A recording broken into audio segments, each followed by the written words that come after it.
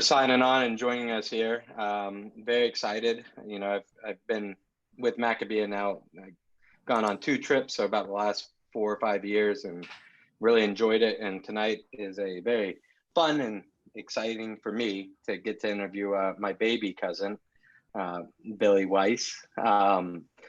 So very excited. Billy is based in Boston right now. He's the manager of photography for the Red Sox. He's been there since 2012. So he's been able to do lots of different moments in Red Sox history. 100th anniversary of Fenway Park, the retirement of David Ortiz, as well as like numerous other sporting events like X Games and hockey games there and Patriots. He's originally from Baltimore, Maryland, where he got his master's in journalism from BU and a BA in communications from Goucher, communications in Spanish, that is, from Goucher. And he now lives in Boston with his fiance, Elena. He does independent work as well, weddings, etc., all that fun stuff. And so excited to have him on here, and we're going to talk a little bit, and then he's got a little bit of a slideshow to just kind of show off some of his work and experiences, and you'll get a chance to see some of his photography, which is unbelievable. And if you're a big Boston sports nut like I am, like seeing some of the stuff he's gotten to capture over the last 8 years is really cool. The Orioles stuff that he did beforehand, doesn't really Nothing excite great. me. But nah, there's nothing there. They haven't been relevant in like 20 years. So, Billy, as we get started, why don't you tell us what led you into this world of photography? Yeah, first of all, nice to see everybody here. Thanks so much to everybody for joining. Really excited to talk to you guys, and also, answer any questions that come up. I think if you want to take it back to like the beginning, I grew up in a very creative environment. Both my parents are artistic, creative people. My dad's a fine artist. My mom's a concert pianist, and I think they're on this Zoom right here. So I grew up in a very creative, friendly environment, and I was, always exposed to art and music and, taking drawing classes and that type of stuff. In addition to, doing my normal playing baseball and everything that kids do. So I think, that's kind of the base for everything starting, whether that was on a conscious level or not. I'm not surprised that I ended up in a creative field, but it just kind of was a question of, what medium it would take and finding the right way to show it. And, kind of picked up photography in high school, just taking classes in the dark room. And, I liked it. It felt more natural to me than anything else. Definitely came easier to me than math and science and those type of things. And I didn't really necessarily think that it would be a career at that point, but just thought it was fun. And once I got to college, kind of started shooting a little bit more and joined the student newspaper at college, and that kind of really like started the fire for me.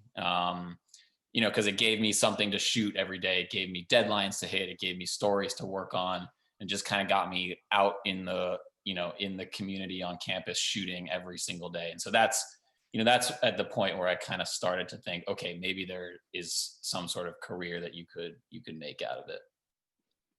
Awesome. So, I don't know a whole lot about photography. My art skills are very minimal. I can keep up with my 2-year-old, but that's about it. But my limited understanding is there's lots of different avenues in photography you can go to. There's the portrait avenue, there's the news journalist avenue, there's just different ways. So why sports? Why what hooked you into like that's a high pressure, like constantly moving photographic, I don't know if that's the right way to do it, photographic medium. So why? Yeah, totally. Well, I think that's something that a lot of, people who are starting out in photography or content always have to kind of figure out, because there are, like you said, there are so many different ways you can go with this thing. For me, I grew up playing sports. I was always out on the field playing, played baseball my whole life, played tennis. And so it was just kind of what I knew best. I watched professional sports all the time. And it's just kind of what I enjoy, what I knew best. And I think I was naturally kind of drawn to it.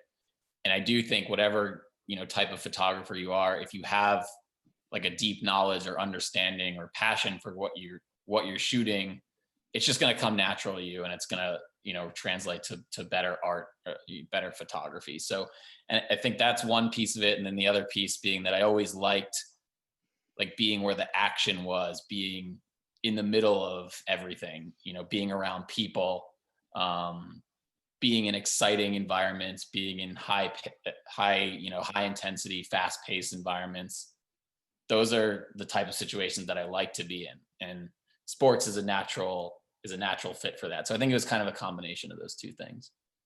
Awesome. And correct me if I'm wrong, but I seem to remember when you were younger, you're also an alumni of a regional Maccabea championship baseball team. Is that correct? That is correct. Yeah. So I played Maccabee baseball for 3 years out of Baltimore, and yeah, just some of the fondest memories I have of my my playing career, if you want to call it. It was a really close knit group of guys that stuck together for these 3 years, and then finally at the end we ended up winning the gold medal, beating this team from LA that hadn't been beat in 6 or 7 years, and it was a really really awesome memory. I still talk to those guys today, still talk to our coaches today, so definitely one of the fondest memories of my career. That's awesome. Yeah. All right, last question before we get into your slideshow. But like, can you tell me a little bit about the professional experiences that have led you to where you are right now? I mean, the director or manager or photography for the best baseball team in America is a pretty big position. So like, what professional experiences got you here? What would you suggest if someone like for a path, like study wise, or are we looking at specific internships? Like how do you get to where you are at a relatively young age? I mean, you're what, 30 years old now? Have you hit that mark yet? Yep. Yep. I did, the big 3-0. So I always tell people like there are a million different pathways that you can take in this profession to get there. Then there is no like right way to do it or playbook for how it's done. How it worked out for me was, I mentioned I joined the newspaper in college, and I used that opportunity to kind of build, what I thought at the time was a good enough portfolio to start applying for internships. And one of the internships that I applied for with that portfolio was with the Baltimore Orioles. And that was my sophomore year of college, and was lucky enough to actually get that role. And so that was 2009 season. I interned with the Orioles, and that's really what solidified for me that, that experience solidified for me that this is what I want to do, and this is where I want to take, my life professionally. And after that, I used that portfolio and the combined experience shooting on campus to intern with the Baltimore Sun. So that was kind of a more, journalistic experience, doing kind of beat reporting, city beat photography, stuff happening around town, that type of thing. And it was the combination of those two that kind of led me to the Red Sox for another internship. So it was 3 internships total. And that one was kind of a carbon copy of the Orioles experience, just, at Fenway Park, magnified for a larger market team. And I loved it. I fell in love, and was lucky enough to be kept on as a part-time assistant after my internship was over. And things kind of progressed from there, a series of, kind of promotions and transfers along the way. And here we are. So, there was a couple lucky breaks in there for sure. But it was a lot of paying your dues, a lot of shooting, random things, and just putting in the hours of work. I think, for people, I always tell people the most important thing is to get out there and just do the work every single day. And if you take it upon yourself to go out and shoot every single day, things are going to happen for you, whether you realize it or not, whether you're trying to or not. So, for young photographers or young people getting into content, I always just tell them, like, take advantage of your surroundings. If you're in college, use the sports programs that are there, use the student events, the arts and entertainment, the student performances, make your portfolio based on whatever's happening in your backyard. and it'll happen for you. So it's a combination of, the professional experiences and then just making it upon a priority to shoot as much as I can. Nice. Well, for those of you that might have joined us during the conversation, Marshall Goldman. I'm sitting here with my cousin, Billie Weiss, who's the manager of photography for the Boston Red Sox. And we've been fortunate enough to have him join us in our support of Maccabee as we go towards the 2022 World Games here coming up. And the next part of our segment, we're actually going to give Billy a chance to showcase some of the work that he's done. You'll see some of the experiences, some great Gatorade baths I'm sure might be in there, but yeah, just give you guys a chance to highlight some of the work and check it out. Afterwards, we will be having a question and answer. You can submit questions via chat or whatever. Otherwise, it's just going to be Billy and I, just kind of chatting with each other, which is good for me. So turn it over to Billy. Let him take you through some of his work. Thank you again for joining us tonight. Thanks, Marshall. All right, so I'm just going to share my screen. If someone can just give a thumbs up quickly that you can see. Cool. All right, we're good. And let me just put this in full. So yeah, so I'll just, kind of talk about, kind of behind the scenes look at what I do at Fenway, and then also show you a little bit of, the other type of sports work that I do, and talk about kind of where things are going from here. Like I'll go for about 20 minutes. And then as Marshall said, anyone who has any questions, please feel free to ask. I'm an open book, happy to talk about anything under the sun. And we'll go from there. So, I get a lot of questions about the job and what it entails.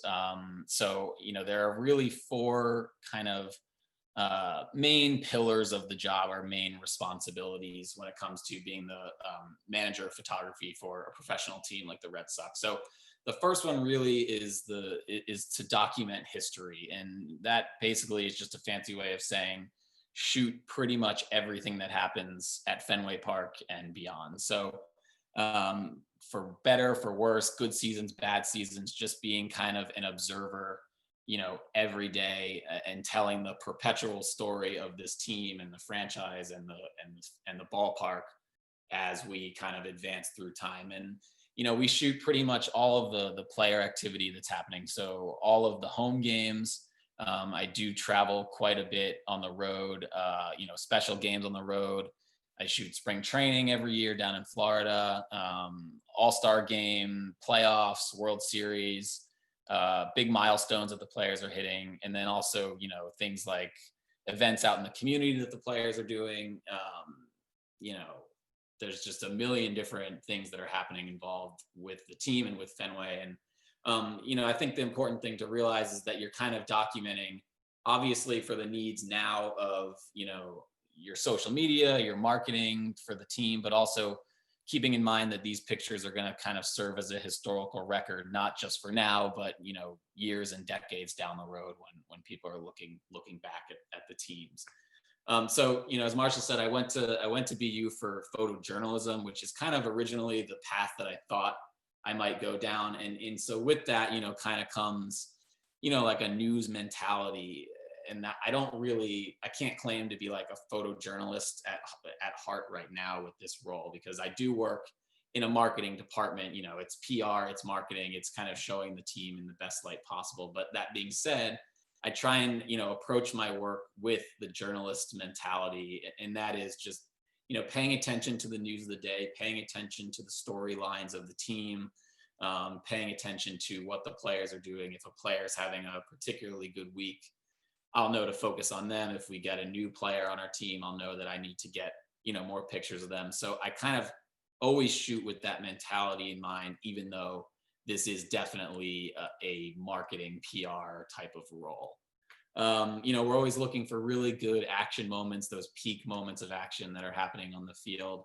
And a lot of that just comes with being able to anticipate the shot before it happens, kind of anticipate moments before they're going to happen. And that kind of goes back to what I was saying earlier about, knowing what you shoot, having a knowledge of what you shoot.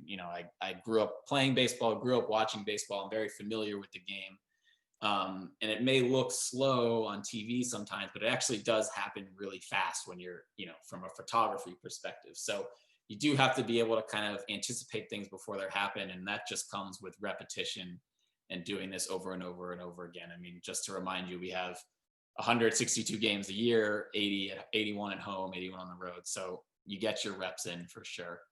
And in addition to to the action moments, you're always looking for these really great reaction moments, these really great emotional moments. And I like these moments, better than your run of the mill action photos. I think these are kind of like the split seconds of raw emotion that really kind of take you as the viewer right into that moment, and you kind of feel what the players are feeling, the highs of those really great walk-off wins, those dramatic end of the game wins.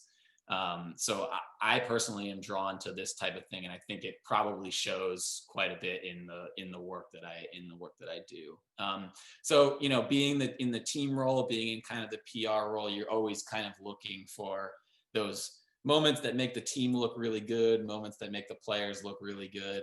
But also there is the other side of the coin here where it's kind of the bad moments, you could say, or things that don't go in your favor.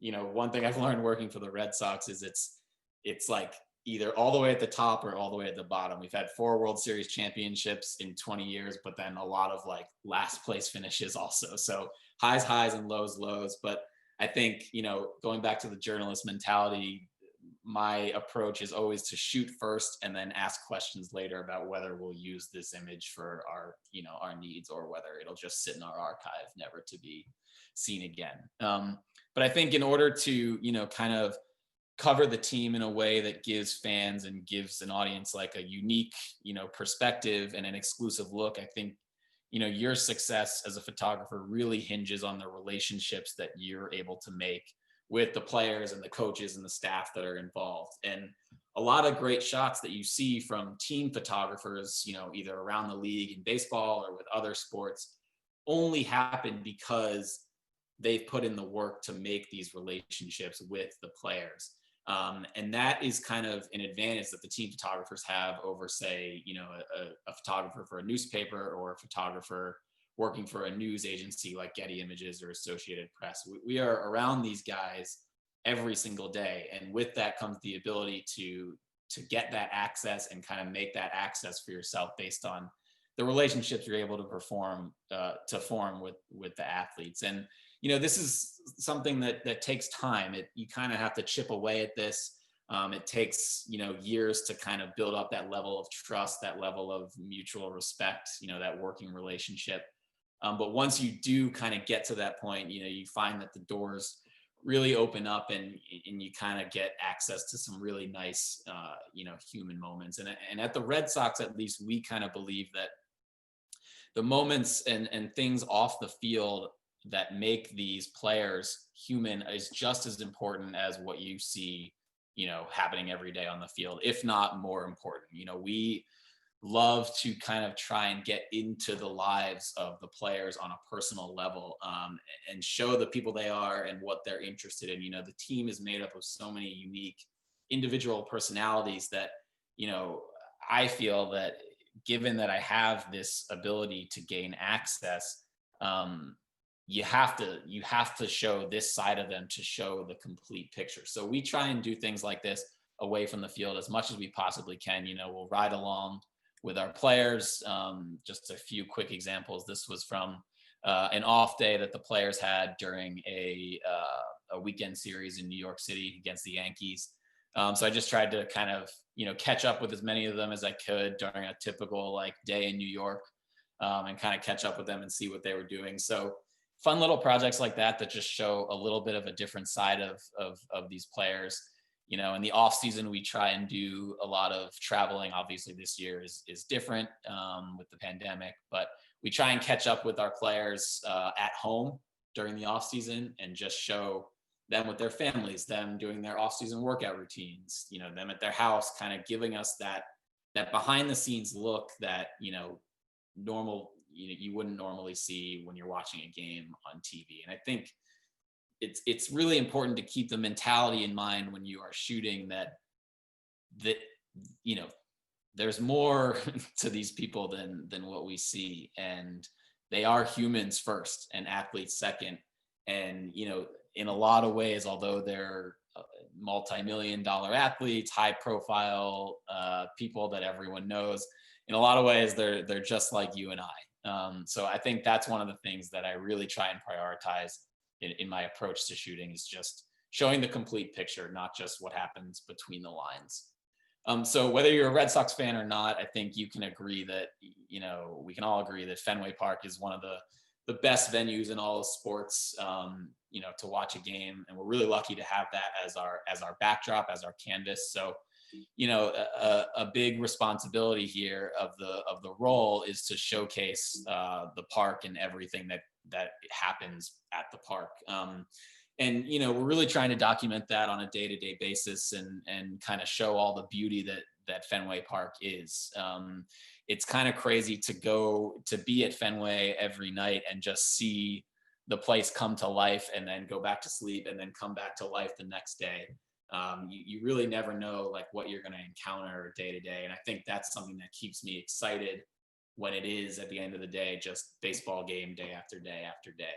And these are type of images that we use for all kinds of things, from our ticketing to signage that you see around the ballpark or around the city, as well as on social media. The thing about having a place like Fenway Park is, no matter what the team is doing, whether it's a last place year or first place year, everyone always loves Fenway Park. So our strategy is, if we're doing poorly, we just post pictures of Fenway Park, and all kind of ends well.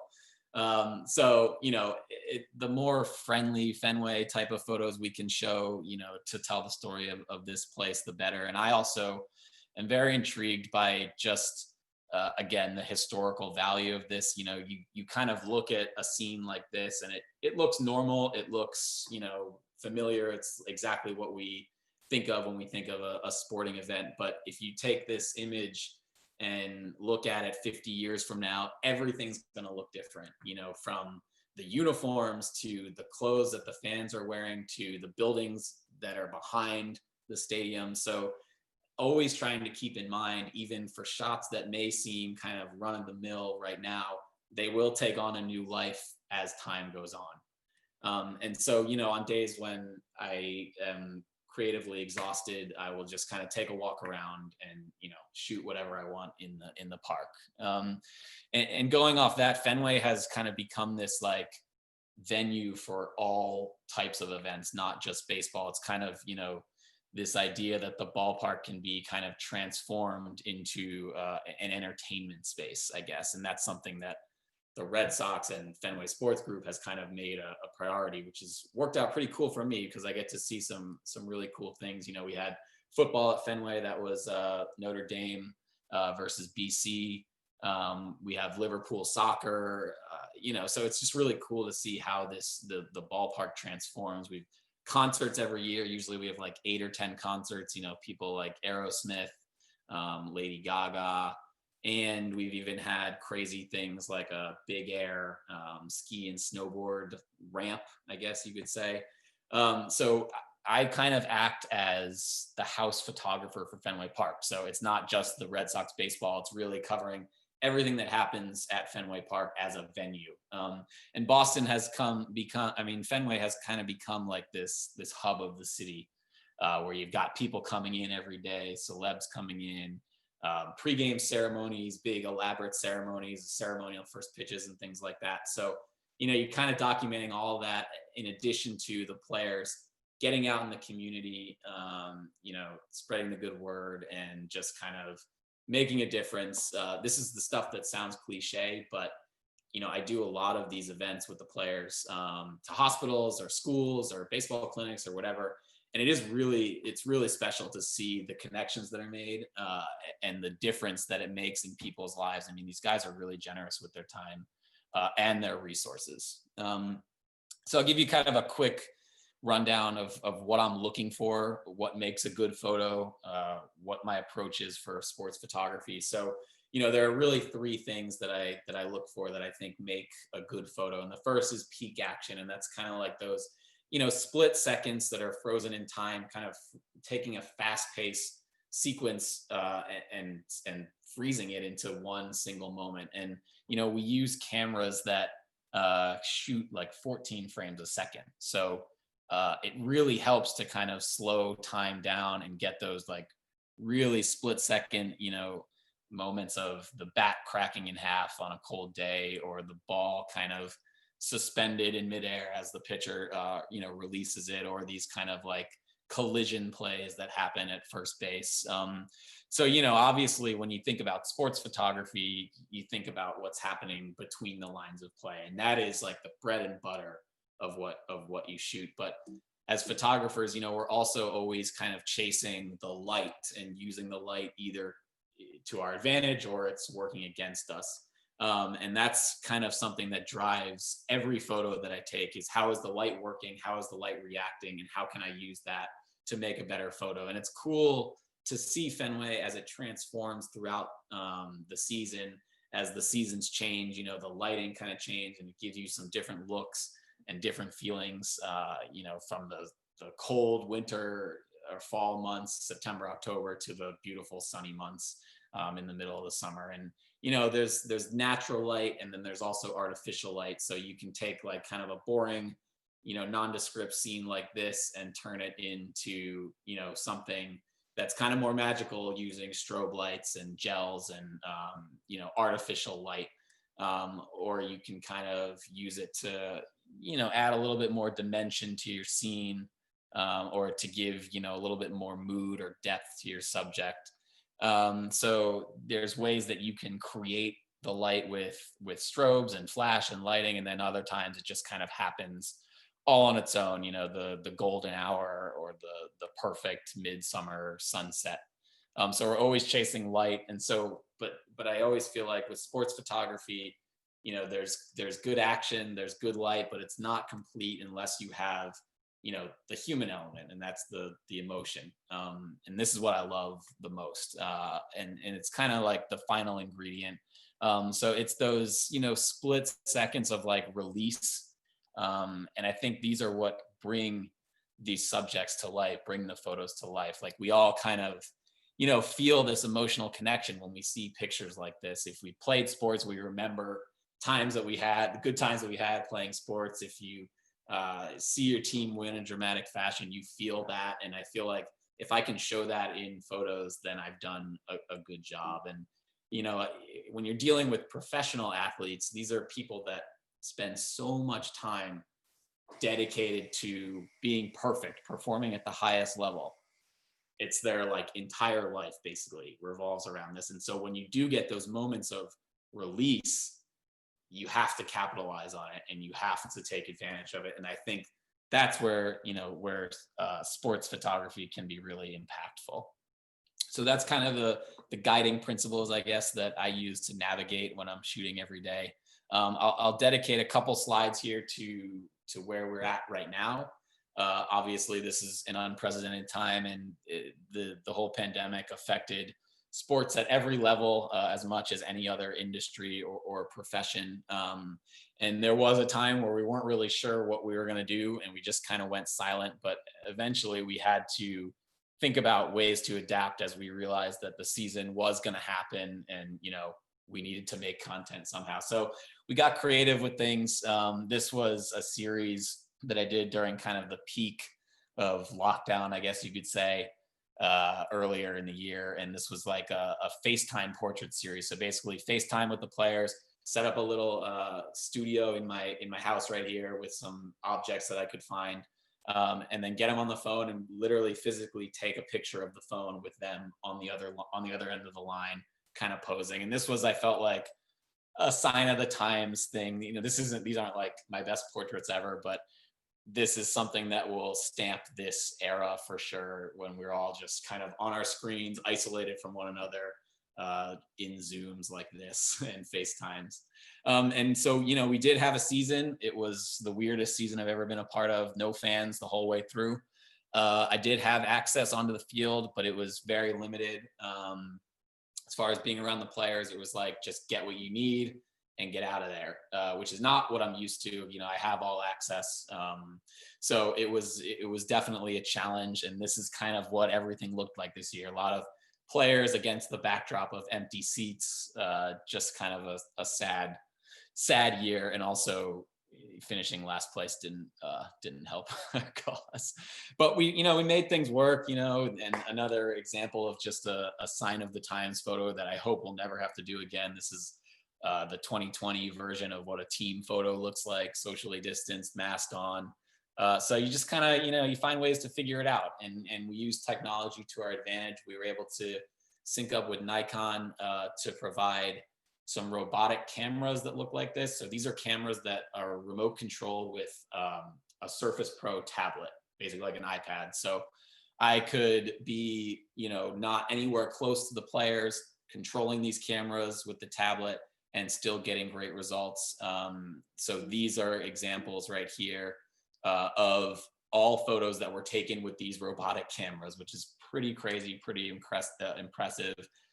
Definitely a sign of maybe where things are going in the future. I can literally take these. I actually took one of these from my couch at home. So it gives you kind of a rundown of how we were operating this year. But yeah, so, you just kind of have to adapt. And, I try and take all of these experiences into the other sports that I do. So I shoot for a variety of clients in a live sport kind of manner, editorial, kind of way. So clients like Getty Images, the New York Times, and so they will send me to events all around the country, all around the world, and this is just stuff that I love to do. Just show you a quick few examples here. For me, creatively, it's really nice to be able to shoot something different other than baseball. But I think, with sports photography, it all kind of, no matter where you're at, the same principles apply. Trying to use the light to your advantage, trying to get those great emotional moments, trying to get the peak action moments. Again, what I said about having a front row seat is what I love most about doing these sports things. So just a few brief examples here of some other things that I've done over time, and kind of where it's going now, or where I'm trying to get into or push to, is more towards commercial work, advertising work for brands, products, and companies. So, just a few quick examples: shooting for Body Armor, Franklin Sports batting gloves, Under Armour uniforms, stuff like that is where I'm looking to go. So it's always kind of a evolution. It's always kind of a process. I feel like photography, you're always growing and changing and evolving, and that's kind of the beauty and the terrifying part about it all at the same time. So, it's been an awesome run. Witnessed the 2013 World Series, again, another championship in 2018, but nothing will top the Baltimore Maccabi gold medal team experience. My most fond championship run for sure. So thank you guys for listening. I'm happy to take any questions and talk shop. And I'll stop the screen share. Nice. Well, thanks, Billy. Thanks for sharing all that. That was very cool to see and to witness, and some really good memories. So we during the presentation, we had quite a few questions come through, a lot of good ones, and one from Shane. So we'll make sure to kind of work our way through them, and I've got some as well. If you've got questions, feel free to put them in the chat. I am writing down, and I will ask Billy along the way. The first question we got was from Dave Cutler. He wanted to know, like, he's been following your YouTube channel, and this is a shout out. If you subscribe to YouTube channels, Billy does have one. It's a really good one. Just goes over some different tips and stuff with photography, and kind of help you become an amateur sports photographer. So he wanted to know, what prompted you to start the series on YouTube, and what has the response been to it? Yeah, it's a good question. So it's an idea that I've had for a while now. It's a goal that I've wanted to do for a while now, but it always just felt like there's literally no time to do it. And then when COVID hit and everything shut down, I was just kind of like sitting at home like everybody else. And I thought, if I'm ever going to do this, now is the time. So I just kind of dove right in. And it's been interesting. Response has been really great. It's a labor of love so far. It's hard work. It takes a lot of time, and you have to be consistent with it in order to make it grow. But I think the main reason that I started was because I feel lucky that in my position with the Red Sox, I've been put in a position to be able to help other photographers. I've had great people along the way who have taught me a lot and taken me under their wing and, given me a chance. And, we have photo interns every year with the Red Sox. And so I have this chance to kind of pay it forward and help other people who are starting out. And I feel like the channel just opens up another avenue to do that, and it opens it up to people that aren't lucky enough to get the Red Sox internship or don't have access to things like that. As long as they're on the internet, they can find me. So the goal really is to help people, and it's been really fun. Got to keep it going, so we'll see where it goes from here. As another person who got bored during the pandemic and started a labor of love, Yeah. I can empathize with that. Yeah. It takes on a life of its own, but that's awesome. Marshall Einhorn wanted to know, not counting the Red Sox, not counting Fenway Park, and obviously discounting Yankee Stadium because it's at the bottom. What's your favorite venue to shoot? Oh, it's got to be Wimbledon. The place is amazing. Everything is perfect. Like every single little blade of grass and flower and paint job, like everything is pristine. And you can't take a bad picture there, no matter where you go on the grounds. And it's really cool how the club kind of feeds off the energy of this little village. If you think about like sports venues being in big cities, this is just, it's in London, obviously, but it's in, this kind of little Wimbledon village. So, this quiet little town becomes chaos for 2 weeks. And I think that's really cool. So Wimbledon, definitely my favorite so far. So would you say, aside from just venue, would you count that as your top experience that you've shot, top 5? What would be your favorite just general experience that you've been a part of? Is that? I think Wimbledon, and combined with the other tennis stuff, just growing up playing and watching and being a fan, Wimbledon, Indian Wells, US Open, these are incredible events. So I think so far that's been my favorite for sure. Nice. Yeah. All right. Rob Pierce wanted to know, do you have any comments about documenting the team in the game from the player's perspective versus what we, the general public and fans, are seeing? Like, how do you balance that? I don't know if I'm asking the question correctly, but that is. Yeah, so I think maybe it's about just like the behind the scenes stuff. So like before the game, for example, I am usually in the weight room and in the batting cage and in the tunnel and in the clubhouse, and kind of showing that stuff that nobody else sees. That is kind of a fine line, tricky thing, because you have to give them their space, but at the same time, it's important stuff to shoot. And given that you have this access, you do want to take advantage of it and give fans that view. So I don't know if that answers the question, but I try and just show the complete picture. Obviously you're going to see what happens on TV, on the field of play, but try and show that other stuff that's happening as well. I don't know if there's a more specific part of the question that I can answer. But it does. It answers the question. So there you go. From Jason Wormser, and I am very curious about this also. How do you decide where you position yourself every game in Fenway? Like, do you have a game plan, like chart out, like, all right, I'm going to go here. All right, we've got so-and-so in the building. Let me get this. Or does it kind of evolve as the game evolves? Like, so how do you chart this out? No, it's a really good question. And it's not easy. So my home base is the first base side photo pit. So there's a photo pit on first base and third base right next to the dugouts. I use first base because that's the Red Sox dugout. So when the players react and they celebrate or whatever, usually they're looking over at their dugout which means I'm going to be sitting right there and they'll be looking right at me to get the shot. Same thing for tennis. If you go shoot a tennis event, you want to try and sit near the player's box because they always turn around and look at their box and react, to their coach and their family.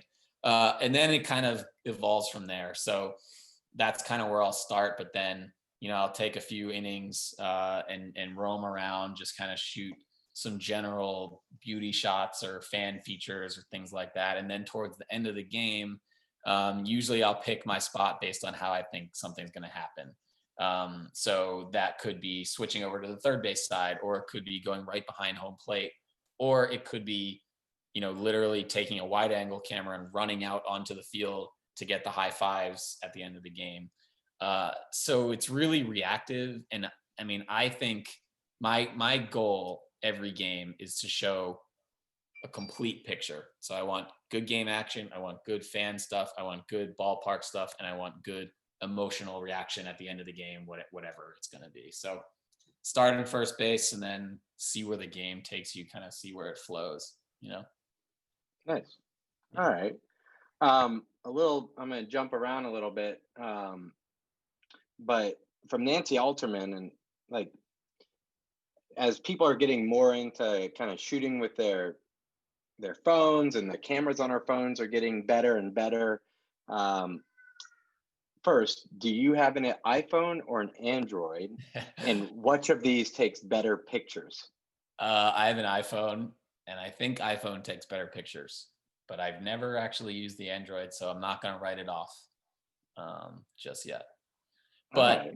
Yeah, but in general, like social media has become such a huge part of this in a couple of ways. One, like phones make everybody a photographer, which is really awesome, and gives, people that otherwise wouldn't have access to fancy gear and lenses and equipment a chance to be able to create and be able to shoot. And I think that's great.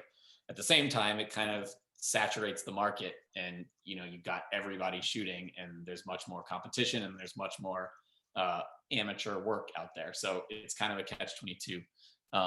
But I think overall you have to embrace it, or else you'll kind of become like irrelevant in this field. And when I'm shooting for the Red Sox or for these other clients, like speed is everything. So it's not just getting a good picture, but it's getting it out right away. And so during the games, there are ways that I'm transmitting the pictures live in live fashion. So pretty much as it's happening, putting it into the computer, doing a quick edit and color correct, and then sending it to our social media team. And, they'll put it in a tweet, or they'll put it on Instagram, and it's out within 2 or 3 minutes. And that's the world we live in now. So it is this like added pressure to not only think about getting the shot, which is a lot to think about, but then also like as quickly as you possibly can, getting it out to the world. So it's a lot going on at once. I can imagine it's changed the world a little bit for you. I am not an avid photographer. Most of my shots on my phone are a blank thing. So, right. Jumping a little bit more from Bonnie Daner, just kind of following along this, like what you got into with like the social media and all this. How many camera people do the Red Sox hire? How many are you managing? What's the general staff looking like, and how are you? I'm going to elaborate on the question a little bit. How are you positioning them to make sure that you're capturing the essence of the game? Hey, Bonnie Daner, nice to see you. Yeah, so we're lucky at the Red Sox because we do have a big staff of photographers, and that's not the case for a lot of baseball teams or just sports, programs or teams in general. So, you got myself, we've got a staff photographer who's there pretty much every day with me. And the two of us kind of are there all the time to document pretty much everything. And then we also have 2 photo interns every year. So day to day, there are 3, maybe 4 photographers on at the same time for a run-of-the-mill regular game. If we've got a big day like opening day or ring ceremony or World Series or playoffs or whatever, we'll also bring in freelance photographers, and we could have up to 5 to 8 photographers all happening or all shooting at the same time. So just kind of varies, but yeah, we break it up, we break up the field basically, and try and cover it from every single angle we possibly can, and we're always communicating to make sure we don't overlap, and to make sure that if a play is going to happen, or if it's going to be a walk-off win or a big celebration at the end, that I've got it from first base, Maddie's got it from third base, Reggie's got it from home plate, and somebody else has it from center field. And that way, you never know how it's going to happen, but odds are it's going to look good from one of those spots. So, yeah, that's just how we kind of do it. And we're lucky that the Red Sox value photography enough to put the resources behind it that you need to really do a good job. So, I feel very grateful for that. And also, it's just like, I mean, you're shooting every single day. You need a break, so you kind of rotate it and divide and conquer. Very cool. All right, I want to switch gears a little bit and get really into kind of like the Red Sox, and we're going to lead into this with a very poignant question right off the bat from Steve Graber. Interesting personal stories from your Red Sox Yankees rivalry. I mean, as Red Sox fans, we all have them. So I'm interested to see what you've got from behind the scenes of a personal story. So there's one year, I think they either knocked us out of the playoffs or beat us in a playoff series. And it was like Aaron Judge walking through the concourse, and he started playing the New York song on his like boombox through the concourse. And I just like saw like right by the Red Sox locker room. And so I was just like a fly on the wall witness to that, which is pretty interesting. But then the year we won the World Series in 2018, we beat them in the divisional series, and we won the series at Yankee Stadium. So, the Red Sox pop champagne in their clubhouse, and it kind of felt like revenge, I guess you could say. So, and just being there to shoot that like champagne celebration was pretty cool in Yankee Stadium. There's probably others for sure. Oh, like there's like the A-Rod days were crazy when A-Rod was with the Yankees. Alex Rodriguez, whenever he would come to Fenway, it was just like booze and people. I mean, people go crazy. But A-Rod, polarizing figure, but he's pretty cool, especially when you shoot. I mean, he eats up the camera. He loves it. He totally plays it up and hams it up for the camera. So kind of a pretty cool figure to see. And then, you had Jeter, the final days of Jeter, which was pretty cool. So Yankees Red Sox is always a good time for sure. All right, a couple quick hitters, and then I want to dive into this question about players with some of these questions we've got. But Shane Carr wants to know, do you know all the lyrics to Sweet Caroline / are you tired of that song yet? I cannot stand that song. Not gonna lie. I know it's a fan favorite, but I think most of us who work there, we're pretty tired of it. I know all the words, unfortunately, regrettably. But so when I have the DJ put it on repeat at your wedding next August, like, yeah, I mean, that's completely acceptable. All right, just making sure. All right, but going back into the players and really going on that, Zach Robb wants to know, what's the most interesting Red Sox player you've had the chance to photograph if they know you were doing it? So not your kind of just kind of photo shoots. Who's the most fun? I imagine Big Papi has a lot of personality. Yeah, like Ortiz is one of those guys that's just like talking the whole time. You're like, if you're in a portrait shoot with him, he's just talking the whole time and laughing. Like, you need him to just like be quiet for a second so you can actually like take the picture. So he's awesome. There's been so many cool guys, man. Mookie, obviously a sore subject for a lot of Red Sox fans, having left, but he's a guy that was like top of the game, right? One of the top 5 players, maybe top 2. But at the same time, he had this awareness that not a lot of the other players have, as far as like being aware of what it is that we do in marketing, and understanding the role that we play and how, we can help him help his image. And so he like kind of embraced all the stuff that we were doing, and he kind of let us in and let me in, to some pretty cool things. I was there when he won MVP at his house in Tennessee, with his family. Had done a lot of things with his family, and it's cool to see, the players kind of let you in. There's been a couple players that are kind of like hobbyist photographers. Like Drew Pomerantz was one. He's a pitcher, and Chris Young was an outfielder. And those guys have we've gotten to know each other and become friends because they have questions about photography, and they bring their cameras in and ask me questions about the cameras and stuff. So they've all got like their unique things. There's probably a million stories I could tell. It's just they all kind of blend together. But nice. Yeah. All right. As we're getting close to the end there, not every player is going to be like David Ortiz or even Mookie Betts. So Steve Graber wants to know, what do you do in the situation where you come across an athlete that might be camera shy? Are there a lot of them, or how do you coax it out of them? Because it is becoming a bigger part. Yeah, totally. I mean, that's a lot of them are camera shy. Honestly, a lot of them don't want anything to do with me, and that's okay. My approach is that's totally fine. I'm not gonna force anything on you. I'm not gonna push anything on you. But you kind of learn to feel it out. You get vibes from people, and so you kind of get the sense that they don't really want you here. You just kind of let it go.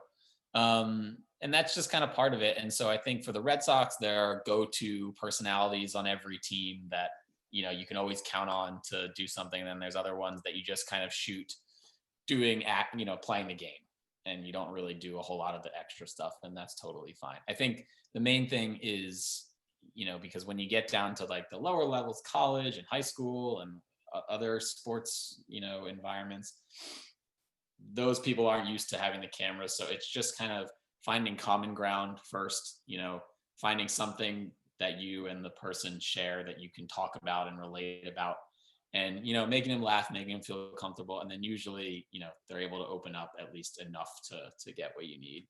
And I think it just comes with time and practice and dealing with people, dealing with different personalities.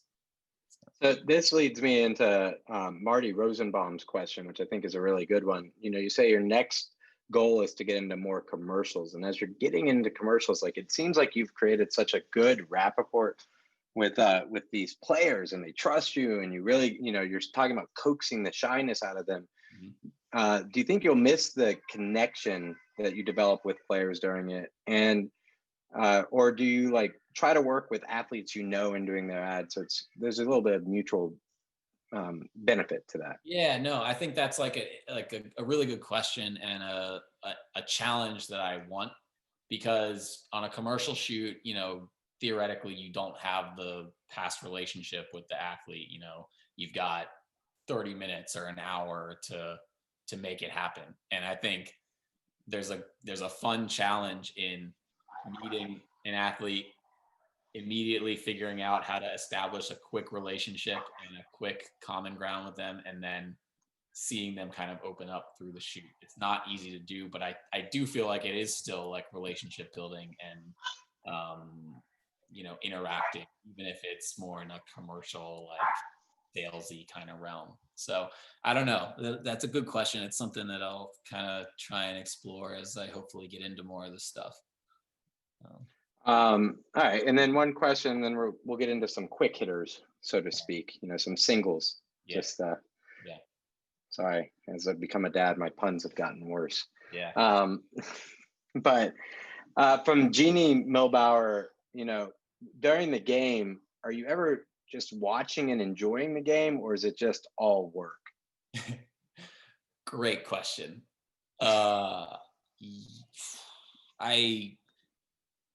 First of all, I've caught myself sleeping where it's you just miss the shot because you were just watching, and it's what are you doing? You need to take pictures. So it is easy to fall into that, but No, I mean, I'm watching, but it's always under the, under the lens, talk about a bad pun, of doing what you got to do to get the shot. So you're always thinking, your gears are always turning, and although you're watching, you're always kind of thinking. And even like now, it's kind of a curse. Like if I watch a game on TV, any sort of game, I'm thinking about what the picture would have looked like for that play, where I would have been for that play.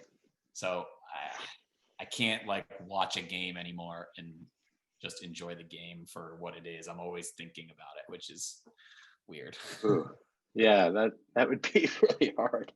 All right. So one more question, and then I'll get to my fastballs, my lightning round of questions. Steven Jackson wants to know if you accept commissions to shoot photos of children's sports, either teams or individuals. And when you're shooting like children and their teams, do you think it affects their performance if they know you were doing it?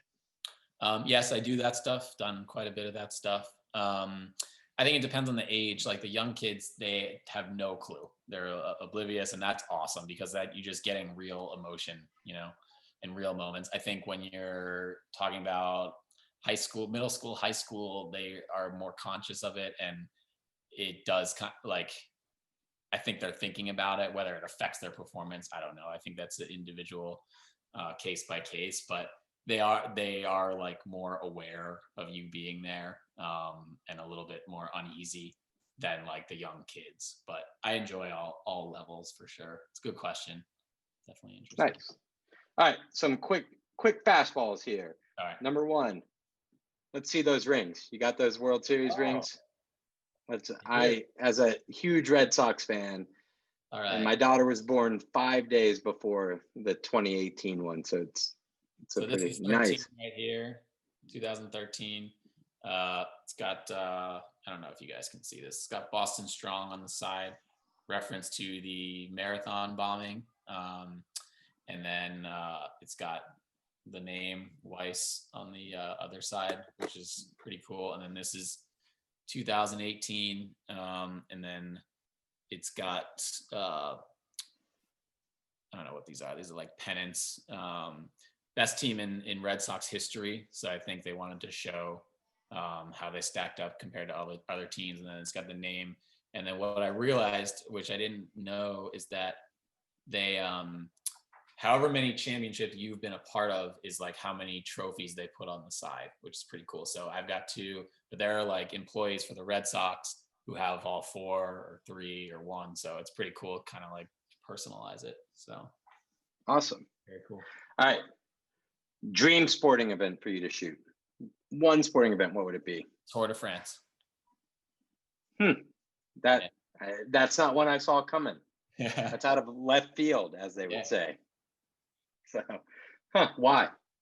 I like these events that like span over, a week or two of time rather than like the one-off events. Like I think it's cool. Like, that's why I like the tennis. It's like an event that spans over multiple days, and it kind of evolves and goes, and it's part of like a town or part of a city. Events like that, the Olympics, the Dakar rally, like there's like events like that where it's like you would go for 2 or 3 weeks and just cover the whole thing from beginning to end and tell a really cool story. The Maccabiah one in 2022 is a 3-week journey. Let's go. I would love to be. I mean, like, just telling you, 60,000 Jews in a sporting, it's a pretty cool experience. So it can happen. I'm all for it. And then I really want to ask this one because I think it shows a little bit more from baseball and life, and being that he's just come back to the Red Sox as a manager.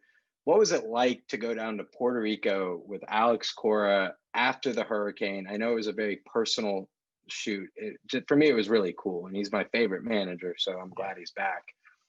So when he got the job, he specifically requested to Red Sox ownership that they send a plane down to Puerto Rico full of supplies for the relief. And that pretty much happened like a few weeks after we got the job. And all of a sudden, when we found ourselves on a plane to Puerto Rico, we were flying down with like the mayor of Boston on the plane and all, a couple other people. And it was crazy, man. It was like a 1 day thing. So we got there in the morning, drove to his hometown, Caguas. He was, he's like the mayor of the town. He knows everybody. And cool to just see his family, cool to see the relief effort happening, and the Red Sox, unloading all this supplies off the plane and into the town. And then we were out of there in that same day. So it was like down to Puerto Rico and back in 12 hours. So it was like totally hectic, totally crazy. There's like just people running around everywhere. But those are the kind of things that, you don't think about with the job that you get to do, and just really cool experiences for sure. So Alex is awesome. He's a great guy. He loves, talking about photography, and he loves like the stuff that we do. So it makes my job a lot easier because, he sets that environment and starts at the top. So I'm looking forward to having him back for 2021 for sure. I think we all are. Yeah. I'm very excited about this. Yeah. All right. Before we sign off, any advice for anyone who wants to go into this field? Just grab an iPhone and go on a field? Is that Totally like I can do it? All right, mean, I'm ready to go. Literally, it's like just use what you have. A lot of people ask me like, I don't know how to start. I don't know where to begin, and it's like just take advantage of your surroundings. If you're in high school, grab an iPhone or a camera and shoot. Things happening in the hallways between classes, or go to the sports games and shoot the sports games. If you're in college, there's so much happening around you that you can use to build a portfolio. Even if you're not a student, just go to your local, anything that's happening in your community. You don't have to go like straight to the major leagues or, straight to shooting Tom Brady or David Ortiz. I look at a lot of portfolios that, have pictures of professional athletes that are shot from 500 yards away from a ticket that they bought for the game. And you don't need to do that. There's great pictures to be made right in your own backyard. So I always just tell people, take advantage of what you have and it'll start to roll from there. So. Nice. All right. Well, Billy, thank you for coming on today. Thank you for taking the time to chat with me. Appreciate everybody coming and checking us out. Just a couple of cousins kind of shooting the crud, so to speak. Just enjoying our hour together, and you guys just got to witness it. But, we've appreciated having Billy, the managing photographer for the Red Sox, on. If you get a chance, check out his website, billieweiss.com. Check out his YouTube channel. What's it under, Billy? I'm sorry. This is Billie Weiss on YouTube. Check out Billie Weiss on YouTube. Gives some great tips. You can see some other things. And as always, make sure to support the Red Sox, support Maccabi. And Billy, thank you again for joining us tonight. It's been a lot of fun.